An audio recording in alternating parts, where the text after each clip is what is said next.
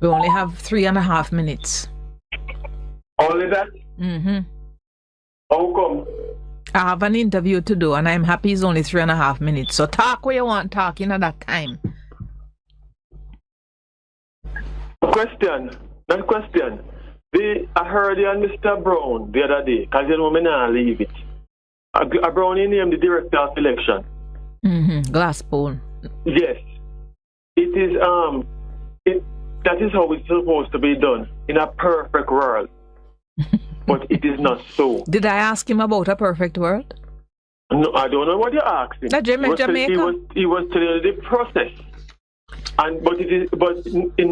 That is how it's supposed to go, but that is not how it is going. That is one. Two,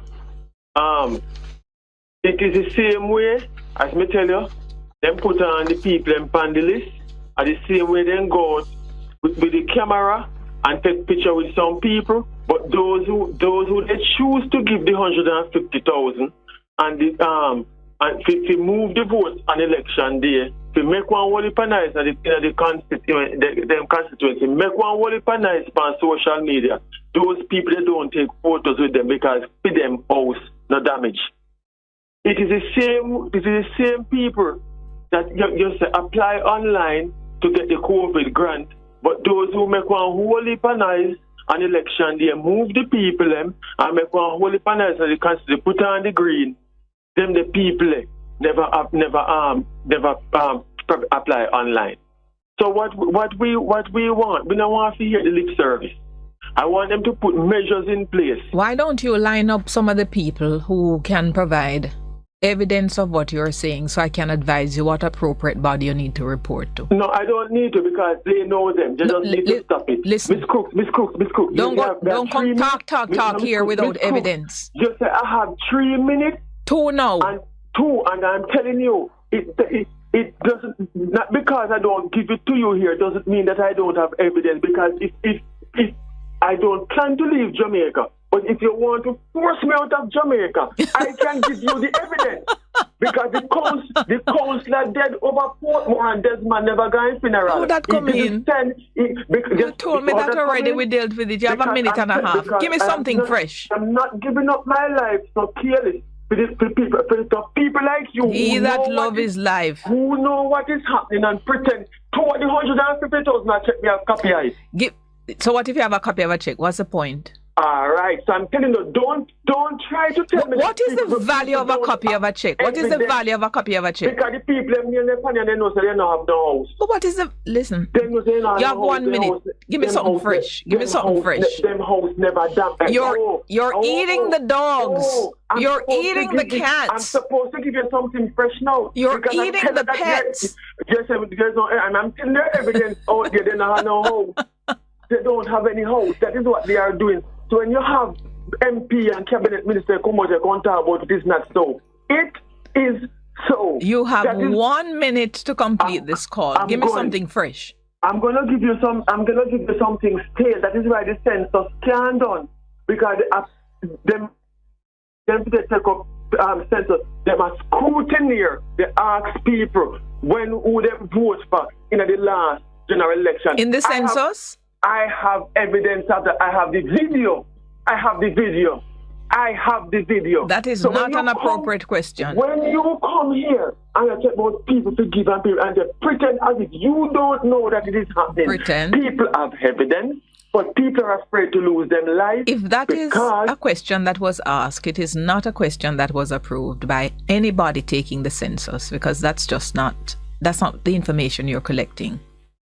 Anyway, I am the great pretender. Ooh, going to the break right now. Take the break, DT. What really disturbed me in the Prime Minister, the Prime Minister have a right to seek redress. Mm-hmm. If he finds he was wrong. Mm-hmm. But what surprises me is the part of what he's asking about, for a declaration to strike out part that deal with illicit enrichment. No, so the declaration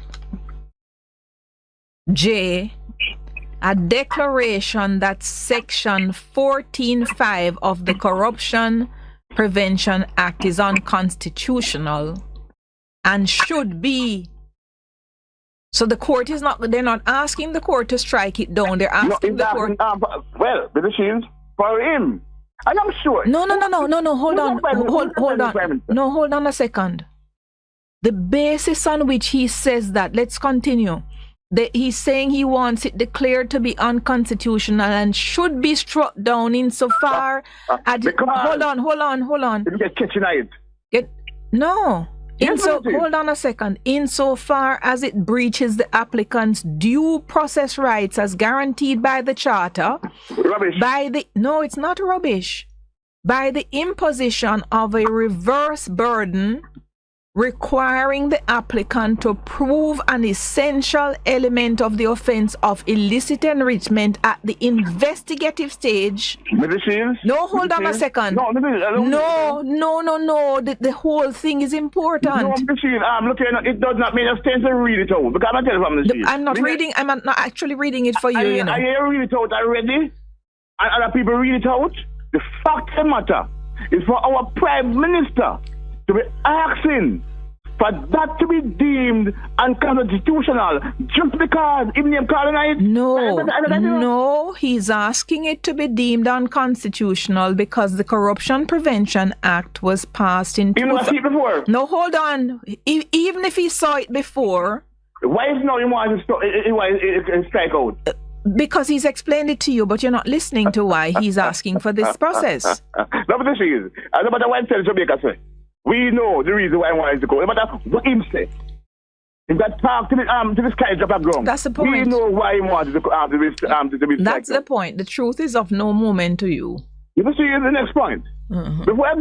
Before we go to the next point, I want to. I'm not sure if you are aware that Leslie McLean, otherwise not job intel. I saw something somewhere. I saw something on social media somewhere. I haven't heard from him in years. And I noticed the machines. Mm-hmm. You had to take a look at time and a peek from a post on Twitter, you know. Who?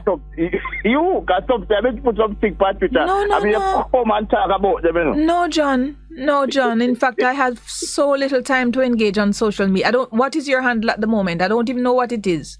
John Pollack 4. Oh, you're gonna 4. Can me chop you from 1 to 13, so you're gonna 4. By the end of next year, by the end of this year, you're gonna 10. Let me see the next part. Let me see. I am hearing the Minister of Education, you know, coming out and talking about the transformation of some school, and they have endless about 400 schools that they want to work with, and they're asking citizens to give them input. You know, and even the 1 hour period in doing maths. This is, I am happy that Flavor Williams and our team have sat down and have listened carefully to Damien Crawford's solution and are bringing them on board because they want it will be better for the Jamaican students. But one thing I want is the Flavor Williams and ministries of social security, finance, and health to do. As Mark Gordon said, and Mark was a gracious man. Anything him say, and you do it, him give credit, you have to do it. The school feeding program of the Shield must be ramped up. Mark Gordon said that in the next pay big goal, I want to make sure every school in Jamaica our school feed that part of the school feeding program. How many schools are? What percentage of the schools now are part of it? I'm not sure. I'm not sure, Mr. No, but you have to start from what is. No, Mr. That is a problem, Mr. Whenever I bring some solutions about you cannot solve something that probably is already solved. What percentage of the school population now has it? It's not been solved. Because if it was been solved, you won't talk about it. Do me a favor. What do you say? No. Do me a favor. You know what I like. So before you don't want to hear the solution from Mark Golding. No. I am not trying to turn down the suggestion from Mark Golding, which you are bringing. I'm suggesting to you that when you come to say he wants to give every school a school feeding program. If you listen to what I'm saying, then you'll get it. Listen to me. What are you saying? One time the Shields, when me a boy I got school, you find out that certain schools in the Shields, I was certain that children used to go there. Now, children from all walk of life, I got champion immaculate, because you have some children what if I expect me to go immaculate. Sometimes the parents hold the bus fare alone to get them. During the days, they don't read up no feet. So what Margot is saying, that every single school, once the need is there, they are going to be a part of our school feeding program. That every school upon it right now, okay, so but every school, no, and that's going to be a game changer. John, the picnic can learn. John, you're gonna go back and flesh out the thing based on how many schools now. Just wait until you come here, flesh out. Remember, I'm telling you, all right. See for the PMP. All right. Mark my word. Thank you. And upon being requested by the Commission or any person duly authorized to investigate an allegation of corruption against him, to provide an explanation as to how he came by such assets.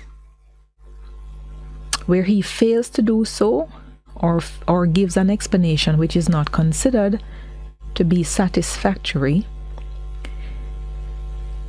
he shall be liable to prosecution for the offense of illicit enrichment, and on conviction thereof to the penalties specified further down in the law.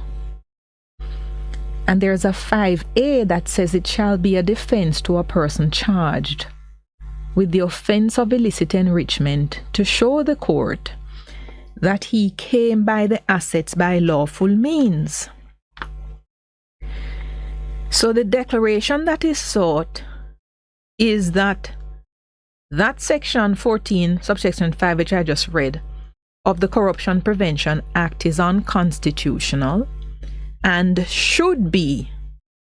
So the court won't do it. The court will say it should be struck down insofar as it breaches the applicant's due process rights as guaranteed by the Charter by the imposition of the reverse onus requiring the applicant to prove an essential element of the offense of illicit enrichment at the investigative stage, which same material provides the basis for the trial of the offense of illicit enrichment and the imposition of penalties under Section 15 of the Corruption Prevention Act. So this is an interesting ask. And if you read the Integrity Commission report, you will see, as I call it, almost a treatise on illicit enrichment. And I didn't quite frame it in this way, but you see sort of an investigative stage where the investigator needs to begin with a particular quantum within the context of the illicit enrichment investigation. And if the investigated provides satisfactory explanation at the investigation stage, and the investigator is not satisfied with what is provided, or if the person who is being investigated fails to provide an explanation at the investigation stage, the person can be charged. And when the person is charged and then they move on to the prosecution stage, it's the process sort of re-engages. So what they're saying is you're really involving the person who is being investigated in providing an essential element of the offense. And to the extent that it creates a reverse burden, which is what this law, exactly what the law has done, they're saying our new charter doesn't allow it. They want the court to declare that.